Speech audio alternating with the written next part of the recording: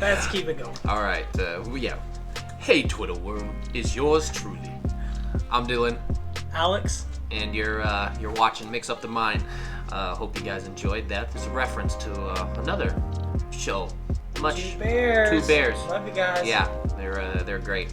But I hope you guys have had a great week up to this point. I hope you guys are just enjoying whatever it is that April Fools has had to give for you.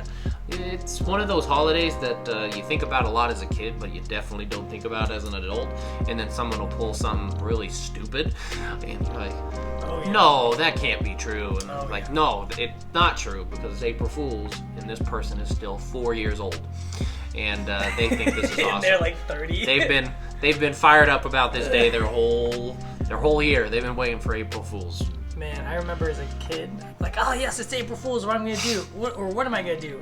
I did nothing. I would do stupid things like at school, be like, "Oh, there's something on your shirt," and they're like, "What?" Like April Fools. And they're like, you know.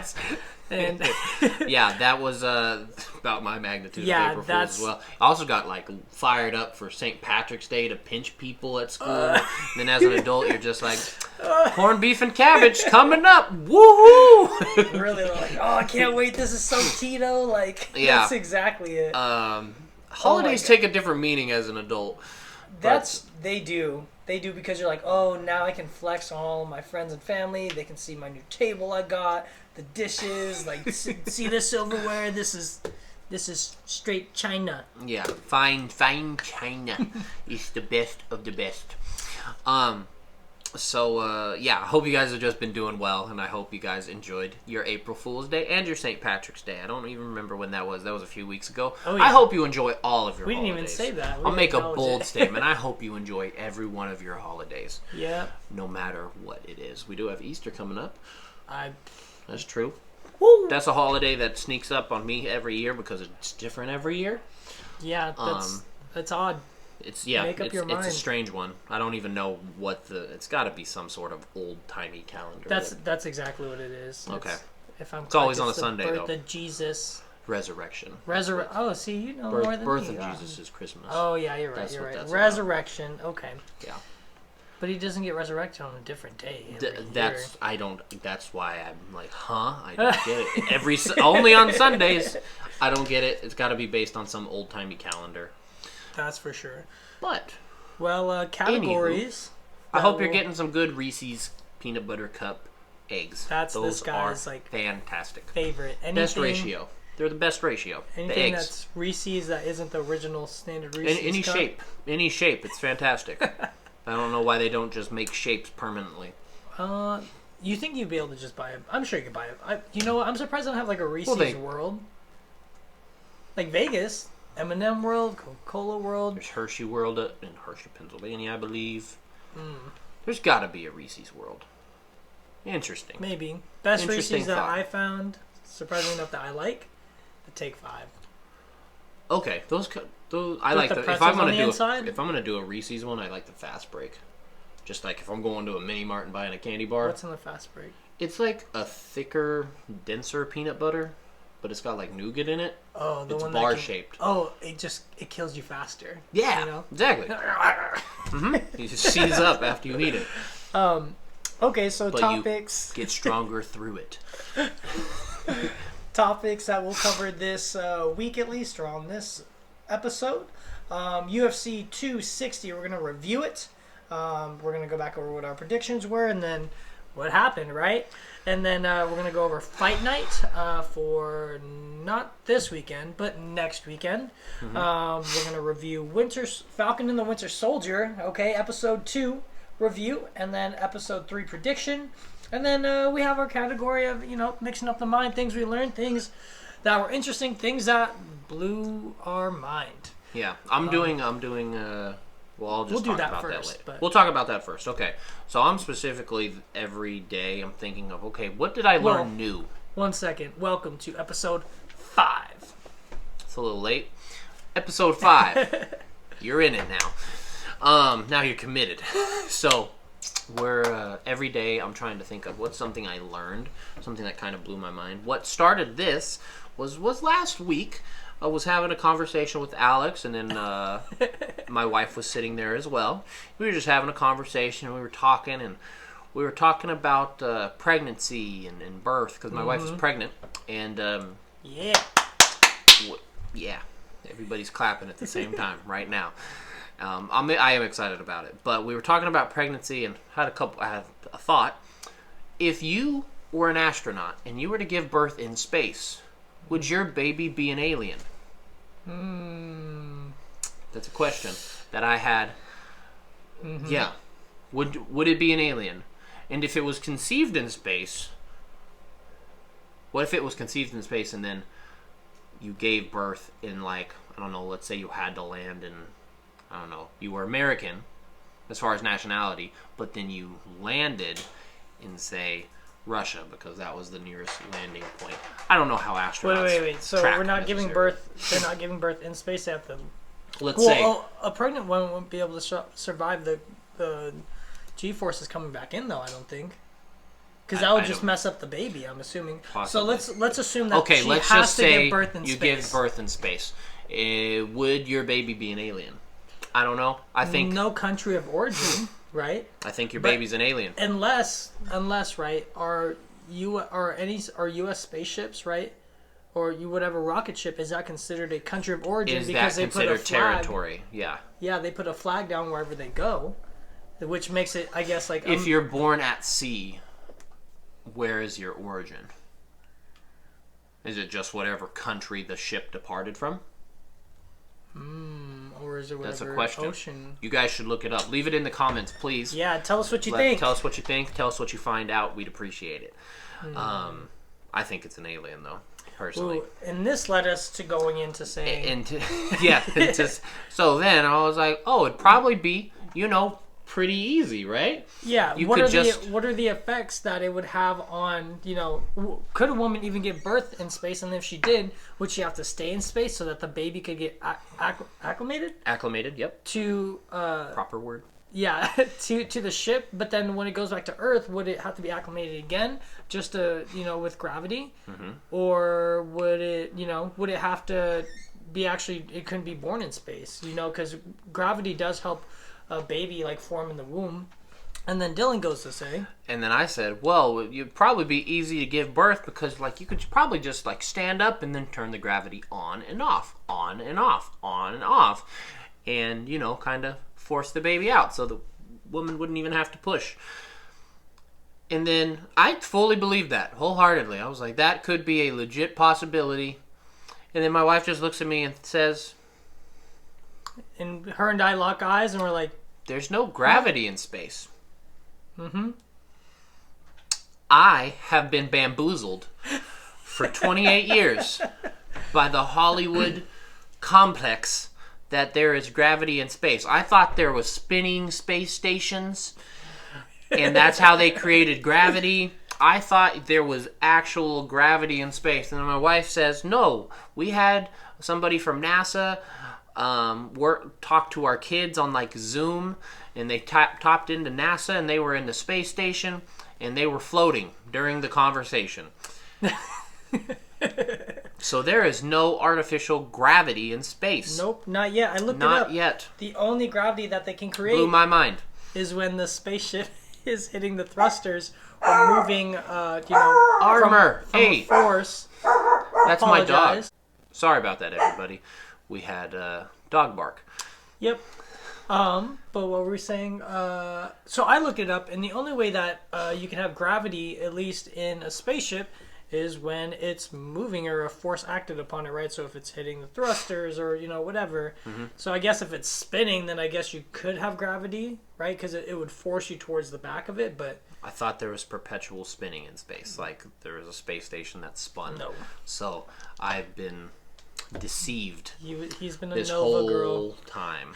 So that's something I learned. And then a far less interesting thing I learned is if you ever go to a restaurant and you get a to-go cup for, say, ketchup or some sort of sauce, let's say you go to Red Robin or something and you get the campfire sauce because it's so delicious. that little cup thing is called a ramekin. A ramekin. The more you say it, the more it makes me. It's a ramekin. Oh. Wow. So I learned that from a friend of mine. Oh. Sure. That's what I thought of. Nope, that's not what I thought. A ramekin. Ramekin? Ramekin. One of those two pronunciations are proper. But who trademarked I that? learned that. What? I don't think you don't trademark words. Pen. Well, I mean, like, who trademarked pen? Who trademarked shirt? Shirt. Well, I guess. You don't trademark words. Well, they had to have been trademarked at some point, right? Because unless you're Impossible. Give me cloth. Then you trademark and then Impossible. we went from robes and cloth to shirt to button down to But then you just call it give that. me You don't head cover, trademark. and then it turns to hat. But someone had to be like, "Hey, buy these hats," and they're like, "Oh, what are hats?" And then hat. It's like, this style of garment that you wear on your head. Not like how everyone this thinks, is a hat and only this hat is a hat. It has to have this symbol on it. Yeah, just like how everyone thinks that adhesive bandages are all called Band-Aids. They're not. Yes, it was correct. branded. Same with Q-tips. Branded. Cotton swabs. And Q-tips aren't supposed to go in your ears. Just read the box. That's a bunch of nonsense. That's just saving themselves. Like lawsuits. They just don't want to get sued for somebody stabbing them with their eardrum. So many people, because they're not. Whatever. Okay. My wife, she had a friend in high school who came to school late one day, and this person was never late. And they had a bandage on their ear, and it was kind of covered up. And she asked what was going on. And while they were walking in the morning, they ran into a wall with the cotton swab in their ear and busted their eardrum. So don't do that. Don't walk and clean at the same time. Oh my god! But you walk can't and floss. What are you gonna do with that? I don't know. I could cut my gum. You're gonna like drop down. I don't really like hard. pick. If you pick into it, you're definitely gonna. Yeah, you're definitely jam yourself. Yeah, that's gonna happen. Okay. Well. What's something you learned this Something week? I learned was, has anyone heard of the term called unicorn hunting? And I may be wrong on this, but this is just as much knowledge as I have. I didn't do any extra research on this because the conversation I had was interesting enough as it was for me. So, do you know what it is? I do now. You do now. Okay, we had this conversation already. But so please explain to the audience what unicorn hunting is. Unicorn hunting, to my understanding... And of course it's sexual immediately. I immediately jumped to probably super sexual. Probably. So unicorn hunting is when a couple, doesn't matter, same sex, not the same sex, whatever, a couple goes out and they try to find an extra partner for the two, right? So typically, say if it's a same sex, then, they find another one. If it's not the same sex, just one of them's bi or whatever, right? So they typically try to go and find a partner that will, work for both of them. The reason why it's called unicorn hunting is because typically the person they bring in doesn't get along with one of the spouses in the relationship, which makes it so difficult to find someone who actually works, which makes it like a unicorn because it's rare to find. Yep, seems like a pretty... Because for some reason or whatever, something always goes wrong, or there's a fight. That's human nature. I don't understand why that's like a which makes it a unicorn, right? Because if you bring in like another guy or another girl or whatever, then like there's gonna be something. If two people vibe and then you bring them into the relationship and you vibe with this person more, this person gets jealous. It just goes back to the saying of being a third wheel. No one likes to be a third wheel. And how rare are unicorns? Very rare. So therefore, unicorn hunting. Correct? Yes, I believe that's what it's called. Shout out to Joe. If you're on here, if you ever see this, you're the one who brought this conversation to my attention. So thanks for the content, Joe. Okay, so let's get into some UFC 260 review. I'm sure you guys saw it. You were shocked. You were stunned. You were jaw dropped. I feel bad for Stipe. I mean, look, I still consider him the heavyweight. We'll get to him in a second. Let's talk about another GOAT who's undefeated. Sean O'Malley, Sugar Show, baby. I'm not gonna call him the GOAT. I did. by Okay, any I did means. say that, but You just I said mean, he's the undefeated. GOAT. He's the GOAT in my heart right now. He's my favorite, one of my favorite fighters. But 13-0, baby. Yep. That's how that works.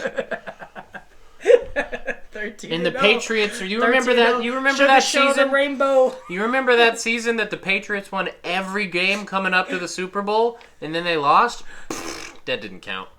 That didn't count. They're the perfect season. This wasn't for a championship. That was a freak accident. Whatever lie you gotta tell yourself, because look, you're fighting, you're doing an extremely hard what task. matters is what's if you want to just lie to yourself, that's fine. Whatever works for you. We've seen some greats do it. Chael, OGOR. I love that clip of Chael where he's like, I can't, but Uriah Faber and Dominic Cruz are in the same room with him.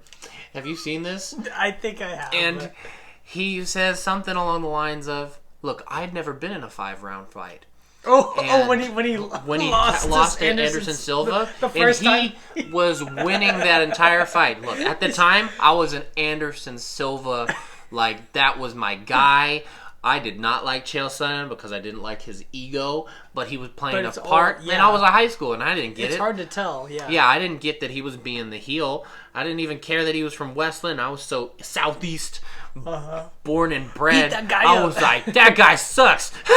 Get him. And then he went and murked Anderson Silva for 4 rounds, and then he went on a talk show or something with Uriah Faber and Dominic Cruz. He was like... I thought that if I tapped, I just lost a round. And I just keep I going. didn't realize that I was going to lose the fight. He had multiple fights before that. And he said, like, well, it was my first 5-round fight. I didn't. And Uriah Faber, at that, he's like, like, is he really saying this? It was anything to get you to a title, right? Yeah. So, look, whatever you got to tell yourself, because you're in an extremely difficult industry, you have to go fight another trained fighter, and your life is literally on the line. Look, whatever. Every time, but I'm not going to pretend like he's undefeated. He's not. Chael's not. He lost. Sugar is. Nope. You're right. Nope. Chael is not. Sugar is. Okay, you're gonna protect his ego. That's fine. If Sugar ever watches this, he's not undefeated, but whatever he has to tell himself to fight and compete all day, at a very high level. 13-0. Look, his win was impressive. Hey, he might be fighting Dominic Cruz. If you saw that. I heard about that. How's Dominic gonna beat someone who's 13-0? I think he's probably done it before. I just have a feeling. But yeah, Sugar Show, the basically double knockout. Sugar Show fights like I play the UFC video games. It's so entertaining. Great. Sean O'Malley fights like I play UFC 3. Bang! Walk around or walk away. And like, then just the guy's rocked. I'm not finishing. I want to finish with a spinning back kick. Let him back up. I don't feel like I'm in danger. I thought he was finished, but I love how before the fight started, what is it? Brunson. Derek Brunson. Derek Brunson tweeted, betting the house on Almeida, and Sugar tweeted back at him. Yeah. Yeah, he tweeted back at him before. I believe before the fight, he's like, yeah. I have a nice cozy room in my place. Yeah. So his confidence is on point for sure. For that industry, you gotta have that level of confidence, I believe. I feel like he's on the road to superstardom. For sure. He's gonna get to the point where, like, if he loses, he still has like that aura around him. I honestly do not understand how Masvidal still has it. I feel like that was like just a one time for that belt, right? You know, they're making a superstar out of that potentially, right? They're like, oh, we'll get Nate Diaz, and then Jorge works him, but.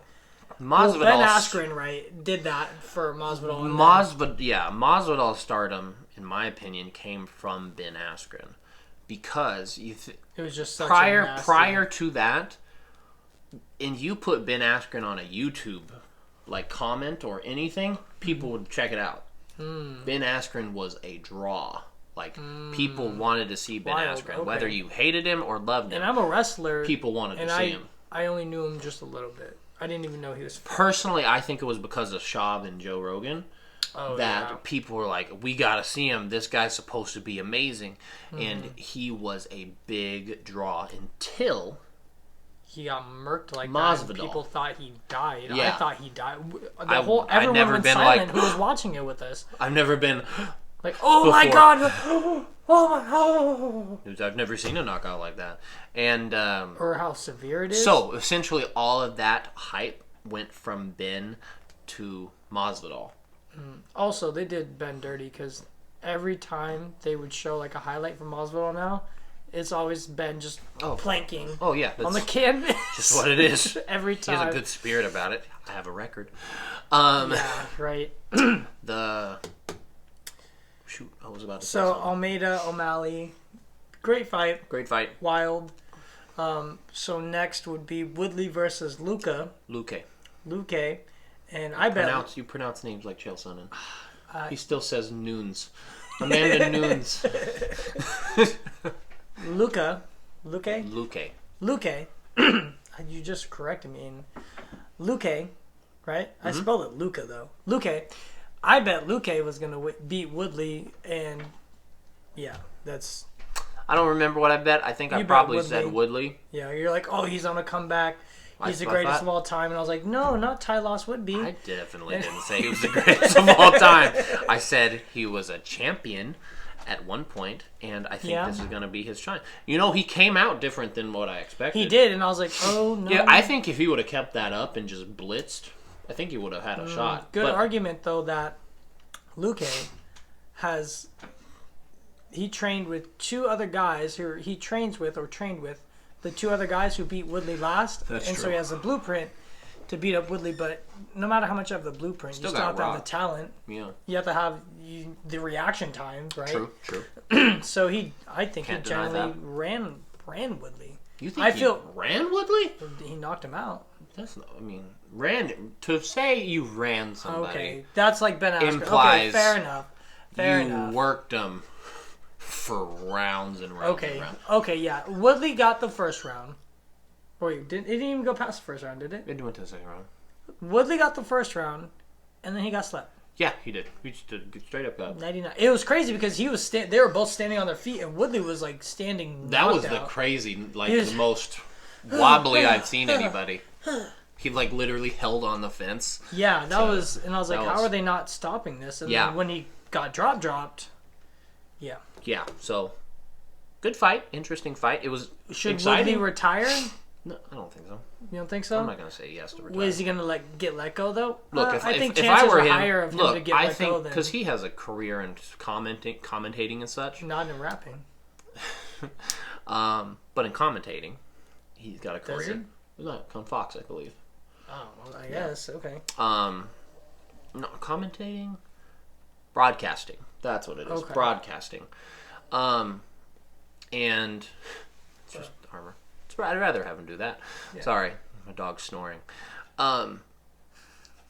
If I were him, I'd want to retire on a win. If I was going to retire from fighting, so I'd try. Diego Sanchez. I wouldn't say I'd want to come back and take the belt.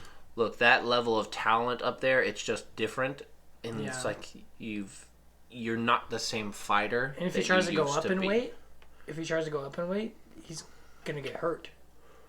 Because 70 to 85? Yeah. Because 85 is Izzy, isn't it? That's Izzy's class, yeah. He's gonna get hurt. Robert's up there. Like, Costa's up there. He's gonna get hurt. Yeah. Is he gonna cut to 55? No, he's solid. He's jacked. He's thick. Yeah. So yeah, I thought it was an entertaining fight, no doubt. It was, and I was like, oh shoot. And then of course we had was that the co-main? Yeah, because Ortega and Volkanovski got rescheduled for who knows when. But then we had, of course, Stipe and Ngannou. Oh. That was stressful. That was stressful. I think it puts like this level of stress because of how devastatingly powerful Ngannou is. It's stressful. I was at no point worried for Ngannou. The whole time I was worried for Stipe. No, not at all. I was like, Even if Stipe hits him and the hurts first him. time they fought, I wanted Ngannou to win because I didn't know anything about Stipe. Yeah, But even knowing though Stipe how has such a pedigree, how great Stipe is, and his like family life, and Ngannou's still kind of an unknown figure across the board. Yeah. Like, we know where he's from. We know he was homeless 10 years ago or 7 years ago. He's a true, like... Kind of... Like... He is a hero story. He is like, yeah. If you could make a movie, I believe, out of Ngannou's life. I bet you he does get a movie out of him. Yeah, you could make a movie out of Ngannou's life. Could you make... Blind Side when you get hit by Ngannou. So it's call it the Ngannou and the Ford Escort. Knowing how much Stipe took versus other people that have fought Ngannou, Stipe is shoot. Do I think anybody? And he took bombs against him too. He took bombs. And it went. You remember when to the second round, right? Yeah, it went to the second round. Do you remember when he stuffed that takedown and Ngannou was on his back? People would be dead. At him? They would be. Kane went out. Junior went out. Curtis went out. He went out twice. Well, I'm talking about from that position, him being on the back and swinging. It's that's a whole nother level and of power. Carrying his and weight Stipe too. came up, got back, and still came out of that round. Yeah, that's true. So, he did, and he yeah. Look. So here's my thought, right? And this is something I don't hear anybody talk about. I don't think you beat Stipe. I don't think you beat Ngannou. Look, I think Derek Lewis is an interesting fight. Do I think John Jones beats Ngannou? Not by knocking him out. No, never. I think John Jones is. If John Jones is gonna beat Ngannou, maybe with a I leg think kick. he's gonna stay back or head kick, kick him, because he's actually got more reach than Ngannou. Oh yeah, Jones is lanky. Yeah. He's super lanky. So I think he stays back and plays the kick game as opposed to let's punch each other game. I don't think Jones gets close and at all. Ngannou was kicking too, wasn't he? Yeah, that threw me off a little bit. I was like, whoa. But what I was thinking is there's a few fighters that I think could give Ngannou a full-on fight. But they are not even top 10 competitors. Guys like a Greg Hardy. Super athletes with unreal power, not stamina. I'm not saying Ngannou doesn't have stamina, because I think Ngannou has stamina at this point. He does now. But I think a Greg Hardy he's clearly been wrestling. Could punch Francis about as hard as he's been hit up to this point. And I think he could probably take punches from Francis. Because I'll tell you this, coming from boxing, I boxed amateur, right? So I didn't do any like professional level, but I fought guys who ended up going pro and they pursued that path and are doing pretty well. And I have never been hit as hard as I've been hit in football. Like been rocked, never as hard as I've been hit in football. Yeah, when football, you get stung and wrung and somebody blasts you, ear holes you, and you're like, oh my shoot. Gosh. Yeah. I've never been hit that hard, and Greg Hardy has that. Your head becomes a bombshell. Yeah, and it's just you're like almost used to this level of contact and violence. Oh yeah. Now look, I don't necessarily even like Greg Hardy. I don't like him at all. I don't like anything about him. I think he just has an aura of arrogance to me. But I think a guy like him could face Ngannou because of Ngannou's skill set. I think Ngannou would take him down. I think Ngannou would learn wrestling. Do you think Ngannou... Because I think Ngannou would strike at them, and then once they get closer and throwing bombs, he's either going to rely on his punches, right, and then risk that, or take him down, and then just... I'm not certain that... Look, if you have this trump card that you know can win you 99 of 100 fights... But if that other person has a trump card, it's not a trump card anymore, right? But have you seen... We've never seen what Francis does in that scenario. That's true. But we've seen it one time. He's also working with Usman, though, as well. But that doesn't mean he's the best wrestler out there. He knows how to stuff a takedown. That's true. But all you need is to know how to we've seen stuff a Francis takedown. face one person who Francis believed might be able to knock him out, and that's Derek Lewis. And what did Francis do? He stayed back. Stayed back, I don't want to do that. And Derek was like, I don't know if I can do that either. But Derek pulled out the win because he threw more punches at the air. Oh. Yeah, Derek's the last person to beat Francis. I didn't even watch that one. It's not worth it. If you go shadow box for 20 seconds, you'll throw more punches than were thrown. Oh, because they're just like... They just kind of walked around with each other for 15 minutes. And I think Derek made contact a couple times, and kicked his leg. I flinched so hard when he did that. And, kicked his leg 1 or 2 times.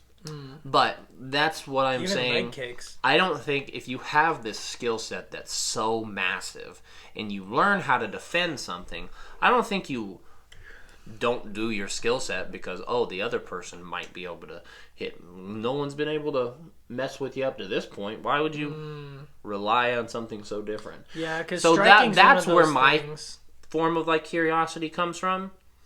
But I'm super excited for Francis. Oh yeah, congratulations, man! I think put your city, your country on your back. I'm always gonna be excited for people's success, and his story and what he represents to so many people is amazing. So I want him to do great things as a champion. I just think he's a very strange type of champion. Are you saying that because he doesn't speak a lot of English? No, I'm saying that because he's one-dimensional as far as his fighting game. Yeah. But that one dimension is so amazing that he hasn't really had to be tested many times. Yeah, the best champions, or the people who become champions, are ones who are specialists, right? Izzy is just probably... him and John Jones are the most well-rounded champions, I think, we've ever seen. Even Habib, he's well-rounded, but he's just he specializes in wrestling. But then he'll box with you. If need be, though. Mm-hmm. But that's just how you dominate, right? And if he can dominate at striking, then that's all he really needs to focus on, Don't spar with too many people so they can see your weaknesses. Yep. Whatever. Don't take a lot of damage. Continue forward. So, that is our UFC talk. What about Falcon and the Winter Soldier? Ooh, episode 2. Episode 2. Tell you what. What's his name? John Walker? I don't like him. I don't like him one bit. I don't like him either. But, yeah, he just kind of He reminds me of the Black Mirror episode that messed with my head too much. Playtest? That messed with my head for a long time. I don't remember that episode. I did watch the Black Mirror. But, yeah, I didn't like him as much. But I like how I like the way they're starting to set things up slowly. So remember the guy who, in the episode, I'm going to jump a little bit, when Bucky takes Sam to go meet the guy. And he's like, they sent me after to kill Bucky. Well, I looked... Did you look him up at all? I forgot his name. Alvin? Albert? I don't think that's... No. I don't think Cosby... We might as well just call him Cosby. Cosby. Let's not call him Cosby. That implies some pretty heavy stuff. Let's not call him Cosby. But he was a guy that they sent after Bucky. What was his superpower? After Bucky, when Cap was in the ice or whatever... But when you go back and look at it, or if you go look him up, he was Black Captain America. Yeah. That's what he was, Black Captain America. And I was like, they just completely swept over that? And is that, they could have, come on. They could have introduced him a little bit better. Or they could have did a little, I hope they do more with him at least. I think they're going to do more. So, with that being said, Isaiah Bradley, yes. And then even his grandson is also a person, too. Was also a hero of some sort, yes. Yeah. In the comics. Yeah. So, sorry, you can continue. I wasn't really saying anything. You brought him up. Yeah, I just got on a tangent.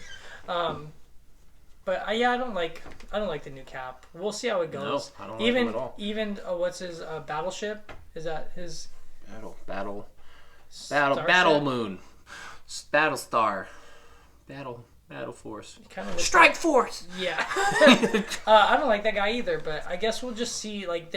Marvel's gonna have to convince me to like them in some way. If they, I don't like them. I'm still Bucky Sam all the way. I don't care if they team up or not. I actually hope they end up fighting them. I'm hoping that this series wraps up with Sam taking the shield and representing the mantle of not even just Captain, like Black Captain America or Captain Black America, but just Captain America, and people see through the race of it all. I'm hoping that's what they lean into, but I don't know Disney's like affinity towards talking about race relations. You know. Ooh, yeah, that's good. I mean, I know it's Marvel and it's different, but Disney is. Yeah, they're the head. They're the head. That's a heavy topic, no matter what you want it to be. It's just always ends up being a bit of a heavy topic. What do you think then for episode 3? Because where did they leave off again? They left off with Bucky and Sam going to look for the power broker. I believe it's his name in the comics, the one that can give people the super soldier serum and make Captain America. Oh yeah, because that's what they're chasing people who have that basically. The power broker is chasing those people. Those.